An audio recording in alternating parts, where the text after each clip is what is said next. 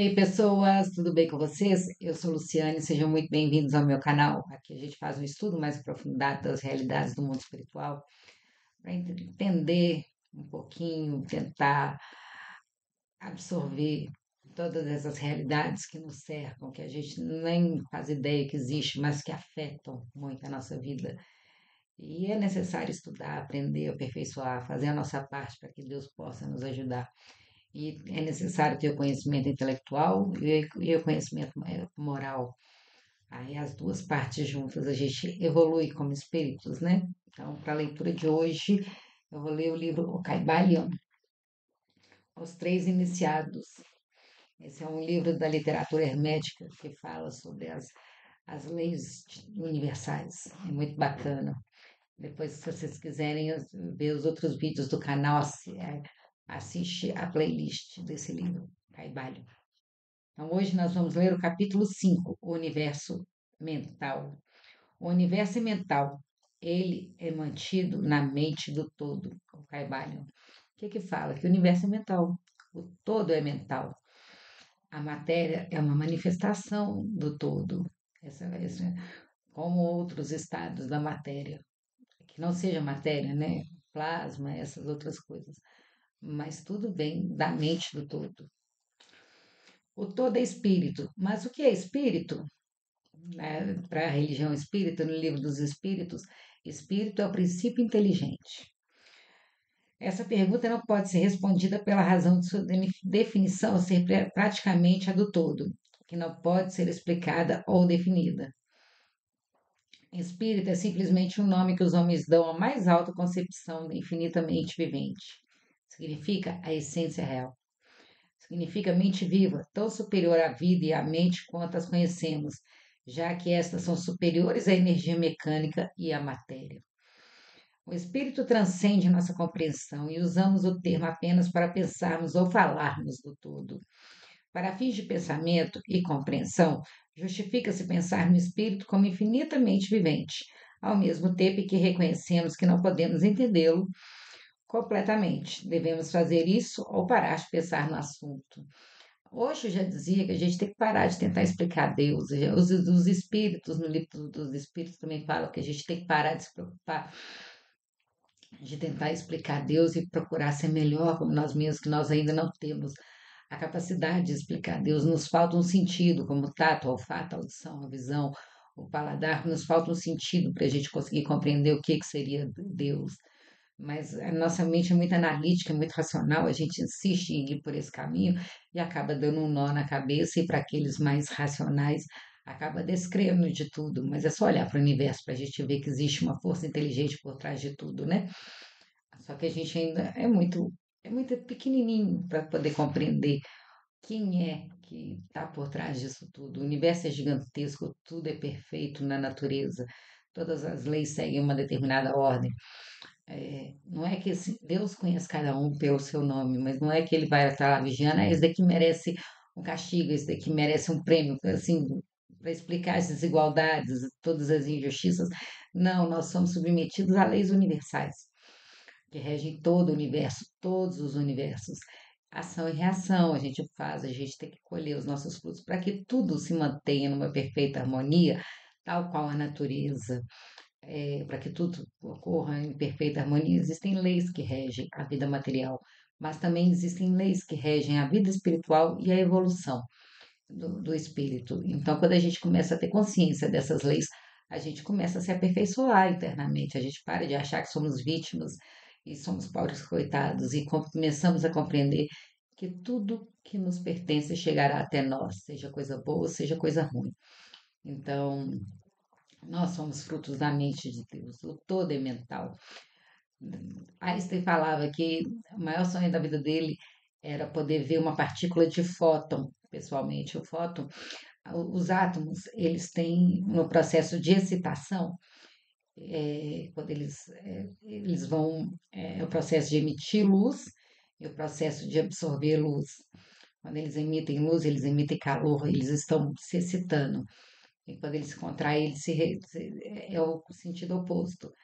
Entre um estado e outro, de uma camada de elétrons e outra, existem os fótons, que já são explicados pela física quântica.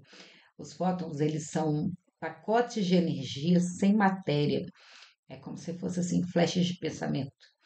E que eles viajam entre os átomos sem ter nenhuma matéria física. Então, assim, é só o pensamento puro, propriamente dito, é a informação. Então, o todo é mental. E dentro, na religião espírita, fala que existe Deus, que é o uno, que é o princípio inteligente, existe a matéria e existe o espírito. A matéria é todas as formas sutis que o espírito precisa para poder evoluir e crescer, seja essa plano físico, esse aqui que a gente pega, seja o perispírito, seja o plasma, seja substâncias menos densas mais do que o corpo físico, mas assim, ainda assim tem forma. E existe o espírito, que é o princípio inteligente, que é só pensamento, é só consciência. Mas para que o espírito possa se evoluir, se aperfeiçoar, ele precisa de um corpo físico como veículo nas, nas existências. Então, mas a gente tem que parar de explicar, de tentar explicar Deus. A gente ainda não é capaz disso. É muita presunção, muita arrogância. Ah, significa a essência real, a mente viva, tão superior à vida e à mente quanto a conhecemos, já que estas são superiores à energia mecânica e à matéria. Ao mesmo tempo que reconhecemos que não podemos entendê-lo completamente, devemos fazer isso ou parar de pensar no assunto. Vamos agora passar a uma consideração da natureza do universo como um todo e suas partes. O que é o universo? Vimos que não pode haver nada fora do todo. Então, o universo é o todo? Não, isso não pode ser, porque o universo parece ser composto de muitos e está em constante mudança. Ou seja, não se compara às ideias que estabelecemos a respeito do todo, como afirmado em nossa última lição. Então, se o universo não for o todo, então deve ser nada. A gente ainda está nesse mundo dual, se não é o todo, é o nada, ou um ou outro. Tal é a conclusão inevitável da mente ao primeiro pensamento, mas isso não satisfará a questão, pois sentimos a existência do universo. Então, se o universo não é nem o todo nem o nada, o que pode ser? Vamos examinar essa questão. Se o universo existe ou parece existir, ele deve proceder de alguma forma a partir do todo, ou deve ser uma criação do todo. Mas como algo nunca pode vir do nada, a partir de que o todo poderia tê-lo criado? Essa pergunta sempre me fiz. Se nada pode vir do nada, a partir do que Deus criou o universo e todas as formas de vida? Quem criou Deus? Se nada vem do nada, da onde veio Deus?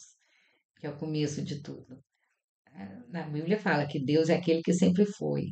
Ele nunca foi criado, ele sempre existiu. Isso é muito além da minha compreensão. No meu lado racional, entender. Se o universo existe ou parece existir, ele deve proceder de alguma forma a partir do todo, ou deve ser uma criação do todo. Mas como algo nunca pode vir do nada, a partir do todo poderia tê-lo criado. Alguns filósofos responderam a essa pergunta dizendo que o todo criou o universo a partir de si mesmo, ou seja, do ser e da substância do todo. Porém, isso não pode ser, pois o todo não pode ser subtraído, nem dividido, como vimos, e novamente, se assim for, cada partícula no universo não estaria ciente de seu ser todo. O todo também não poderia perder seu conhecimento de si mesmo, nem realmente se tornar um átomo, ou força cega, ou um humilde ser vivo. Alguns homens de fato perceberam que o todo é de fato tudo e reconhecendo que eles, os homens, existiam, chegaram à conclusão de que eles e o todo eram idênticos e encheram o ar com clamores de Eu sou Deus, para a diversão da multidão e tristeza dos sábios. A negação do corpúsculo de que eu sou o homem seria modesta em comparação. A gente tem mania de grandeza, né? Mas o que de fato é o universo se não for o todo separado em fragmentos? O que mais pode ser do que mais pode ser feito? Essa é a grande pergunta. Vamos examiná-lo cuidadosamente. Descobrimos que o princípio da correspondência vem em nosso auxílio aqui. O velho axioma hermético, assim é como acima é abaixo, pode ser útil nesse momento.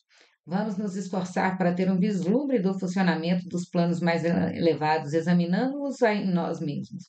O princípio da correspondência deve ser aplicado a este e a outros problemas. Vejamos, pois, em seu próprio plano de existência como o homem cria. Bem, primeiro ele pode criar fazendo algo com materiais externos, mas isso não pode ser, pois não há materiais fora do todo com os quais ele pode criar. Bem, então, em segundo lugar, o homem procria ou reproduz sua espécie pelo processo de gerar, que é a automultiplicação realizada transferindo uma parte de sua substância para sua prole. Mas isso também não pode ser, porque o todo não pode transferir ou subtrair uma parte de si mesmo, nem pode se reproduzir ou se multiplicar. No primeiro caso, haveria uma revogação da lei, e no segundo, uma multiplicação ou adição ao todo. Ambos os pensamentos são, pois, um absurdo. Não há nenhuma terceira maneira de que o homem cria? Sim, há. Ele cria mentalmente. E dessa forma, ele não usa materiais externos nem se reproduz. E ainda assim, seu espírito permeia a criação mental. Jesus é que falava: Eu não vim para quebrar a lei, eu vim para cumpri-la. A lei não pode ser quebrada. Assim, a gente está submetido a leis. E na criação do universo, na concepção do todo também, ele é o primeiro a não quebrar as suas leis. Segundo o princípio da correspondência, esses são os outros princípios descritos no Kybalion. Estão todos lá na playlist.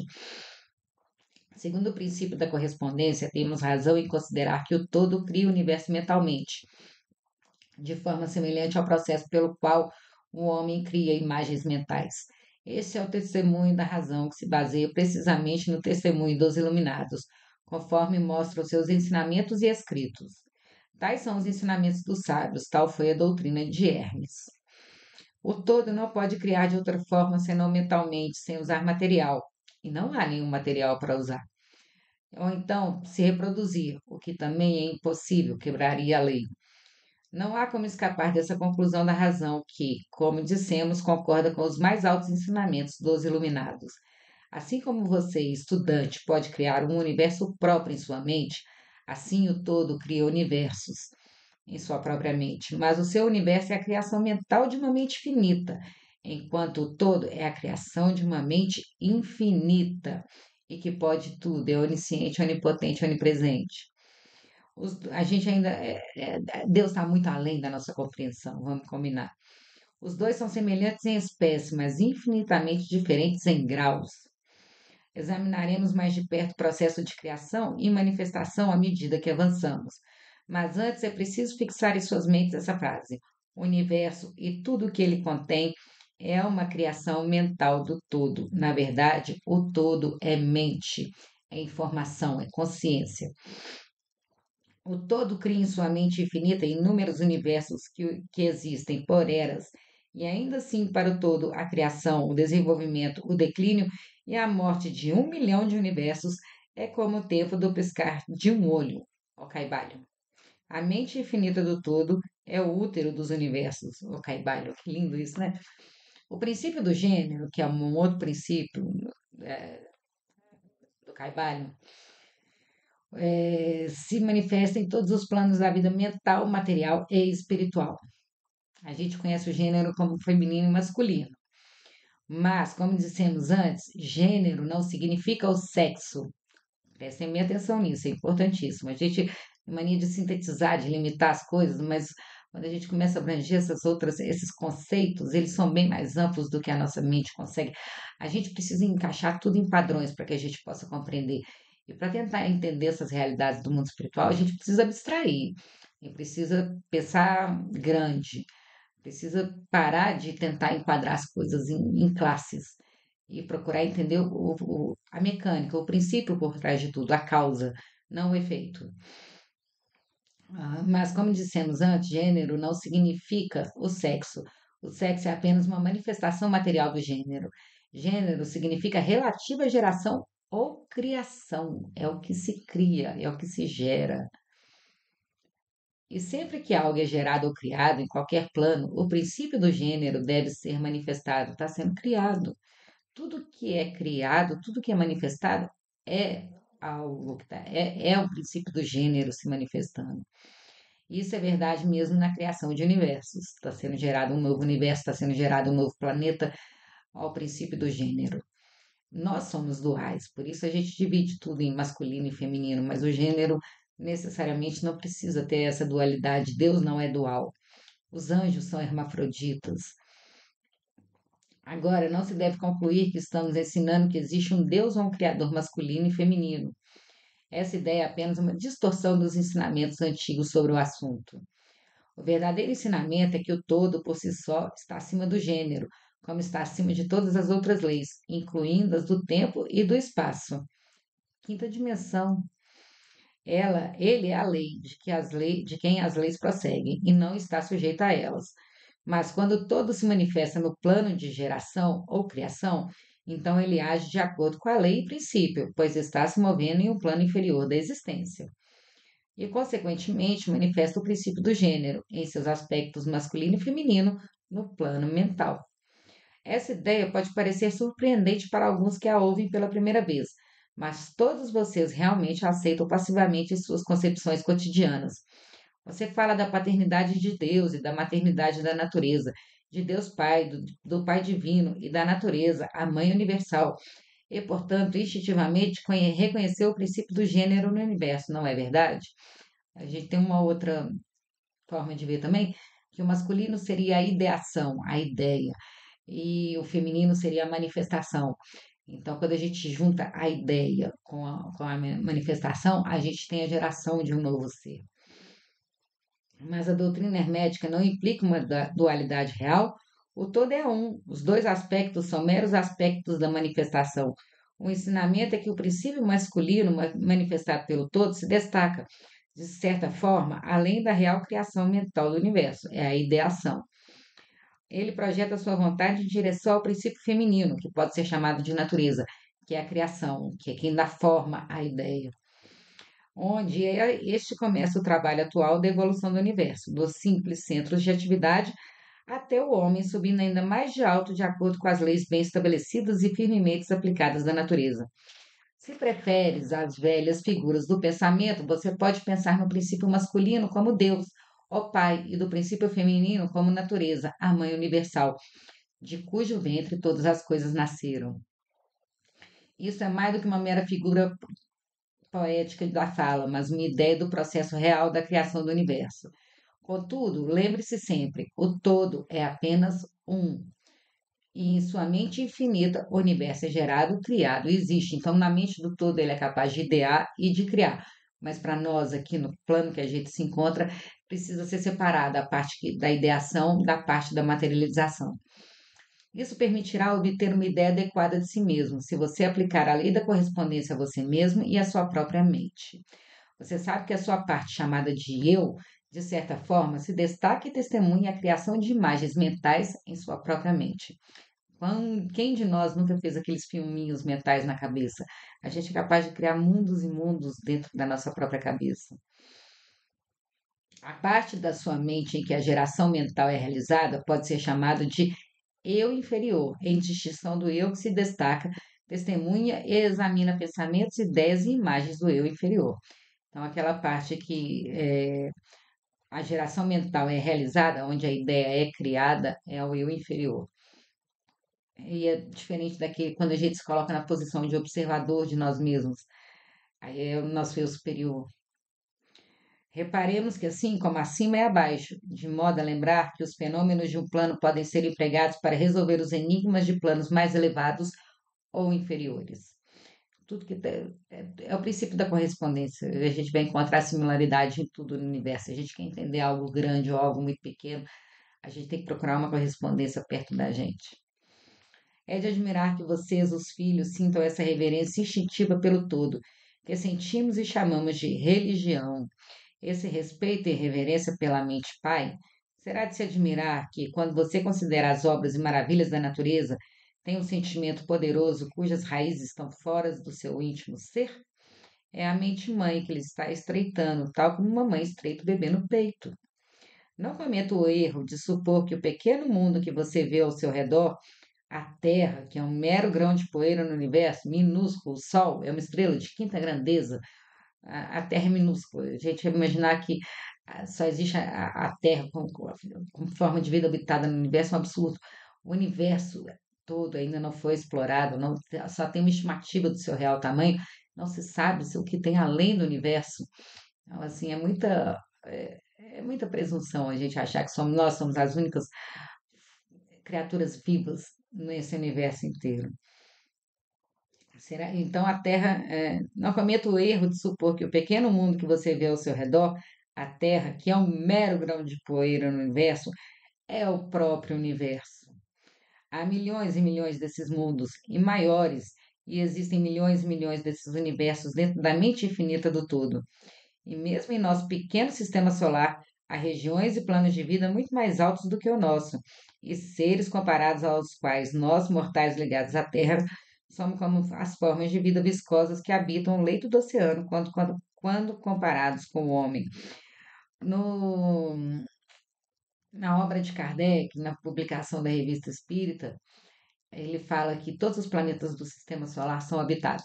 Só que a gente está procurando formas de vida em forma de esqueleto de carbono, que é o que a gente tem aqui, que é a química orgânica, é, que tem esse corpo físico, que tem o mesmo metabolismo que a gente, mas são corpos de maneira mais sutil. A Terra é um planeta prisão, é um planeta hospital.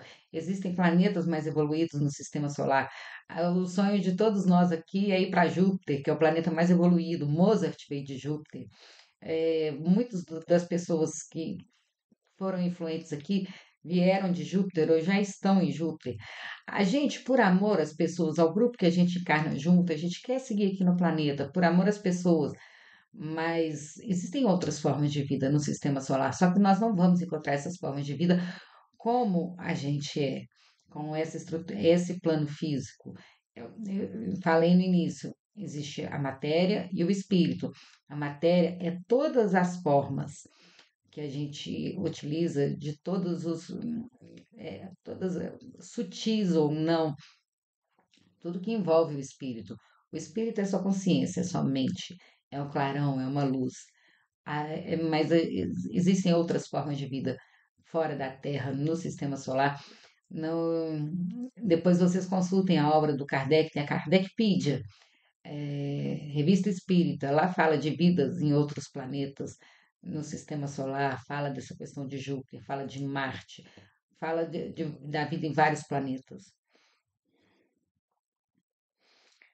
Hum.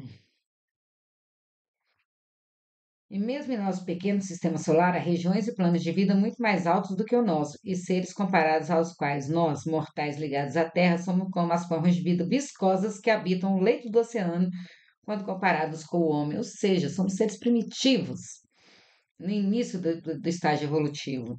Há seres com poderes e atributos mais elevados que o homem jamais sonhou que os deuses possuíssem. E ainda assim, esses seres já foram como você, e ainda mais baixos.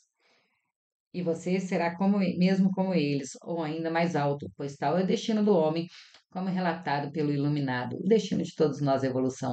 A gente saiu, a gente está ascendendo os chakras. Primeiro a gente desenvolveu o nosso chakra da sobrevivência, depois o nosso chakra do plexo solar, depois o umbilical, depois o esplênico, depois agora nós estamos no chakra cardíaco. São os 4 chakras físicos, que é a manifestação da terra, que é o físico, da água, que é a vitalidade, do fogo, que são as emoções, e agora do ar, que são os pensamentos. Mas a gente está nesse processo de caminhar para o chakra laríngeo, que é a nossa porção angélica. Os 3 chakras superiores, eles já são mais sutis. E à medida que a gente vai evoluindo, a gente vai é, entrando em contato com esses chakras, a gente vai vivenciando eles, a gente vai expandindo a nossa capacidade de se conectar com cada chakra. E quando a gente chegar no chakra coronal, aí vai vir uma outra etapa evolutiva. Mas por enquanto nós estamos no meio do caminho entre o quarto e o quinto chakra. E é o destino de todos nós chegarmos à evolução. Um dia sereis deuses, farei tudo que eu faço e muito mais, já dizia Jesus. Assim, nós estamos fadados à evolução. E quando vem os desafios, é para forjar a gente a ferro e fogo, o que a gente não é capaz de aprender pelo amor. E a morte não é real. Hum. E mesmo no sentido relativo, é apenas o nascimento de uma nova vida. A gente morre na matéria para renascer em espírito. Os espíritos têm muito mais medo de nascer do que de morrer, porque aqui na Terra a gente vem com o véu do esquecimento, a gente tem que passar pelas provações para saber se realmente assimilou a lição. Aqui na Terra a gente tem que rezar para aqueles que nos fazem mal, que nos prejudicam. Aqui na Terra a gente tem que deixar de ser presunçoso, deixar de ser orgulhoso, deixar de ser vaidoso. A gente vai ser submetido às provas mais difíceis para que a gente possa se superar e se tornar seres melhores. É muito mais difícil a existência física do que a vida no mundo espiritual, que lá pelo menos a gente tem consciência de várias coisas. A morte não é real e, mesmo no sentido relativo, é apenas o nascimento de uma nova vida e continuará aí sempre para planos de vida mais altos e ainda mais altos, por eras e eras. O universo é sua casa e você deve explorar seus acessos mais distantes antes do fim do tempo. Você habita a mente infinita do todo e suas possibilidades e oportunidades são infinitas, tanto no tempo quanto no espaço. E no final do grande si mesmo todas as suas criações, você continuará alegre, pois poderá conhecer toda a verdade ao estar em unidade com o todo. Esse é o relato dos iluminados, daqueles que avançaram muito no caminho. E, enquanto isso, descanse calmo e sereno. Você está seguro e protegido pelo poder infinito da mente, pai e mãe. Dentro da mente, pai e mãe, os filhos mortais estão em sua casa. O Caibalho. Não há nenhum órfão de pai e mãe no universo, o Caibalho. Então é isso, espero que vocês tenham gostado. Esse livro é muito denso, muito profundo. A gente tem que tentar entender um pouco dessas leis que nos regem para que a gente possa seguir o fluxo da vida, entrar em sintonia e parar de errar tanto. Se vocês gostaram, curtem, comentem, compartilhem, se inscrevam no canal. Vamos criar uma imensa rede do bem. Um beijo, fiquem com Deus.